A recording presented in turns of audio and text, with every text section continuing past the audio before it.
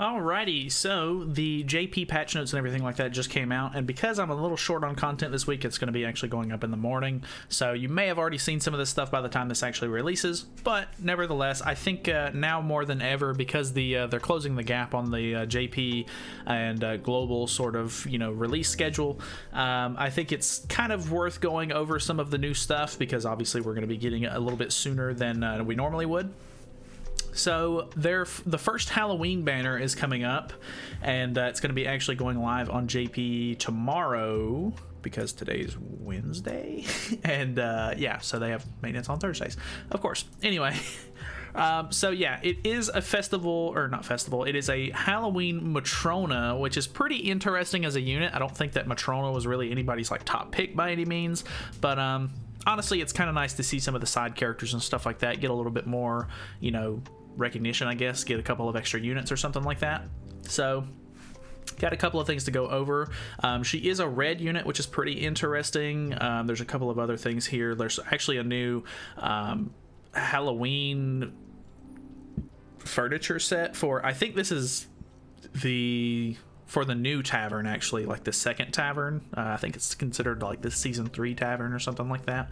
But yeah, these are all furniture pieces for the new tavern, which is kind of cool because I don't think they have any tavern sets available for that one just yet, and I know that they've made it to where you can change a couple of extra outfits and stuff like that in the new tavern as well. So yeah, they're slowly sort of migrating and adding some functionality to the other tavern, which is kind of nice, because if you like that one, that's pretty cool. I don't personally like the new tavern as much, but yeah, let's go over some of this stuff.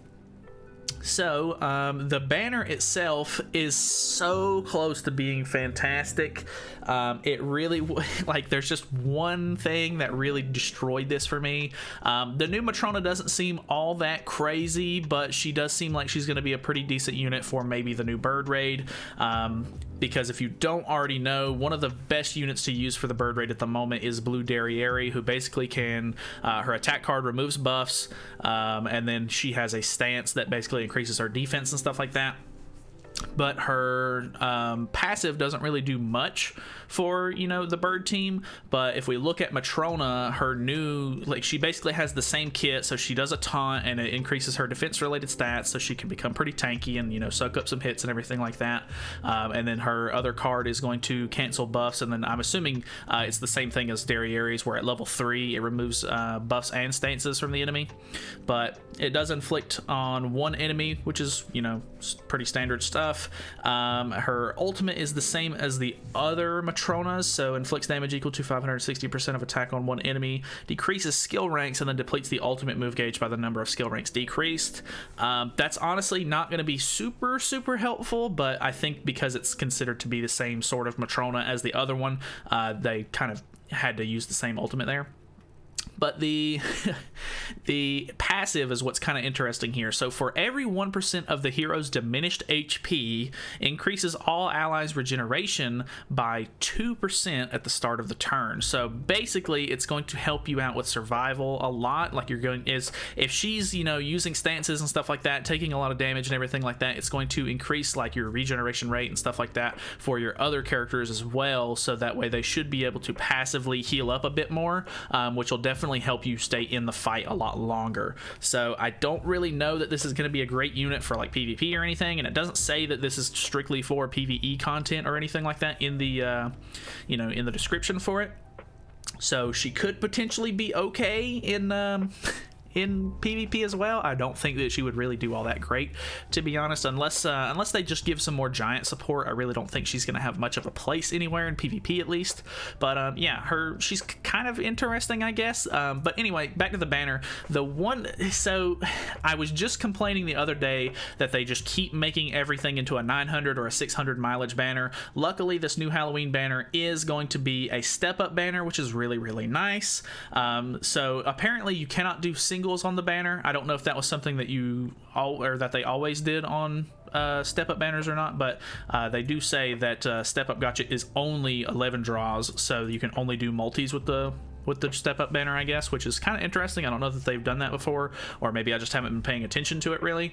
But The lineup is what bothers me a little bit. Like, this would have been a perfect chance to give players a chance to actually try to get Green Gother, but of course they did not put Green Gother on the banner, which is really, really dumb because he's a Halloween unit. This is a Halloween banner, so that really doesn't make any sense to me. I'm assuming there's going to be another Halloween style banner as well, something like as their next banner this month, so we'll kind of have to see what it's going to be. I don't necessarily think that this is going to be like a must-have unit. I think if you are, you know, a big player in the game and you're really wanting to try to, like, you know, do the bird stuff and everything like that, you may want to pick up this unit because she actually does seem like she's going to be pretty helpful. She'll be a good replacement for the blue Derriere on your team.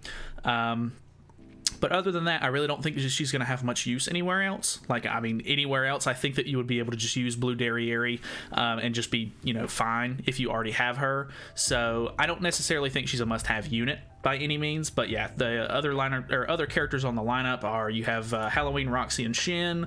One of the monos, I can never tell with these like Google translated sort of prefixes that they have on these characters, but you have some of the other 7 Catastrophes members. Chandler is on the banner, which is kind of nice. Excalibur Arthur is on here as well, which is kind of cool. Zaratros, who isn't really on a whole lot of banners as well, is kind of nice. And then it looks like, I think this is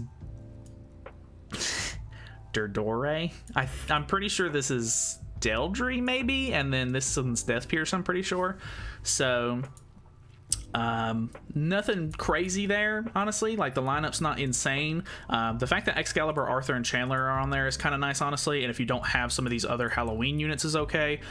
Because she is the only like new character, she is going to have an increased rate. I'm assuming that it's probably just going to be like a 0.5, which isn't anything insane, but at least it is a step up banner, so you're not having to go like super hard to really try to get her. Hopefully, you know, if she has an increased rate, you can maybe try to pull her beforehand, because if you don't know how step ups work, because they don't do them very often, it's basically going to be 10 steps. On step 2 you get a 1 gem multi, which is, you know, pretty nice. It's almost like getting a free multi if you do the first one. On step 5 you get a free SSR, like it's guaranteed SSR. Step 7 is also a 1 gem multi, and then you're guaranteed to get the new character on step 10. So I think depending on how many gems I have whenever this you know, banner rolls around, and I think by the time we get this one, we should probably know what the next banner that JP is going to be getting. Hopefully, if it is some sort of Halloween banner, you may want to just try to save for that one, because it's probably going to have Green Gother on it. If they do, that would be honestly pretty nice. So yeah, if I have enough gems for it, I'll probably end up trying to go in on this banner just to kind of help out with my my bird sort of, you know, team and everything like that. You also get a couple of rewards for like just regularly summoning on the banner and stuff like that. So as you make it through the mileage, you get different kinds of rewards, which is kind of nice. So they also are bringing back some of the Halloween outfits. I honestly don't think any of them are super crazy, if I'm being honest. Like they're pretty much the same things that they had last year. There may be an extra one in here that they didn't have, but I'm pretty sure we had all of these last year. I don't think I bought any of these. I know that the Merlin one was kind of like a must-have that a lot of people wanted to buy. I know a lot of people have Deanne, and a couple of these other ones are kind of cool looking. I think I don't actually think I have the Gother one, but I do like the look of the Gother one. But yeah, I think that they're just regular outfits. I don't know if they're going to be like on sale or anything like that, but they're just going to be available for purchase during the Halloween sort of events and stuff. So if you want those, it looks like some of them may even have costume effects, which I don't know what they are, to be honest, because I don't have any of the costumes from last year, and I don't think that they're actually translated here, so it's kind of unfortunate. But then there's a couple of other just like random events. They did this last year as well, where you can basically do like little solo runs on some of the demons, like they're Halloween themed demons, and you get the same sort of materials and stuff like that as you would from the regular ones, but they're basically just going to be like solo ones where you don't have to go in with a partner or anything like that, which is kind of interesting. I mean, it's just like for a little event, you get different kinds of exchange shop materials and stuff that you can use to actually get a couple of different things. So some of the furniture for the Halloween set that they're coming out with is going to be in here, and this was actually one of the biggest reasons that I was looking at it, is because on the global version of the game, we actually did not get this Jillian or Frisia outfit or anything like that, and there's just been a couple of outfits that have just been missing since last Halloween, and It looks like in the exchange shop they are going to be bringing those back on the JP and Korean versions of the game, so hopefully this will be the first time that we see them on global. But yeah, you should be able to get some of these costumes for the I think they're just SR characters. So you got one for Jillian, Weinheit, it looks like Kane gets one, which is kind of funny, and then Frisia as well. So just a couple of extra outfits for, you know, some odd characters here and there. The Jillian one, honestly, I think is kind of cool. I don't really, you know, care for the rest of them. Maybe the Frisia one is kind of nice as well, but other than that, there is a bingo event where you can get a couple of extra cosmetics for Matrona. I'm assuming, so it should be you get her, you know, if you pull the character, you should have her default outfit and everything like that, but this is going to be her the headpiece, like the cosmetic piece, and then the weapons for the actual Halloween set are going to come from the bingo event, it looks like. And I'm assuming because she's like a seasonal unit, a lot of the times when they do seasonal units and you get their whole outfit, you do get some sort of set bonus for them, and normally it's just something small, like, you know, get a couple of extra more skip tickets when you do a patrol or something along those lines, just something random. I know Green Gother, his, you know, set bonus is like if you use him in Fort Solgris, or if you have a Gother with that outfit on while you play in Fort Solgris or something like that, up to 10 times a day you can get a free anvil per run, which is kind of nice. Honestly, I do use that one quite a bit, so hopefully there's some kind of neat little you know, just set bonus that comes along with Matrona, which would be kind of nice. So other than that, it looks like it's going to be pretty standard stuff, just sort of like a 40 million download celebration extension where they do a Halloween sort of themed events and stuff like that. So I don't know, should be kind of cool whenever it comes around to global. Hopefully turns out okay. So far there has been no word on any of the festival banner stuff that has been going on, so hopefully, I'm assuming they'll try to address that either in the next dev note or something along those lines. So we'll just kind of have to wait and see on that stuff as well. But yeah, I don't know if I'm really all that excited about a Matrona, but it is a step up banner, and I mean, the banner's not the worst in the world. I really would have rather them put Green Gother on it to give people more of a chance, but it is what it is, I guess. We'll have to see what she's like whenever she comes out in the next couple of days on JP, and then we can kind of make a decision on whether or not she's actually worth going for when she comes around to the global version. So that's going to be it for me. Hopefully you guys enjoyed the video. Thank you guys so much for watching. Hopefully you enjoyed.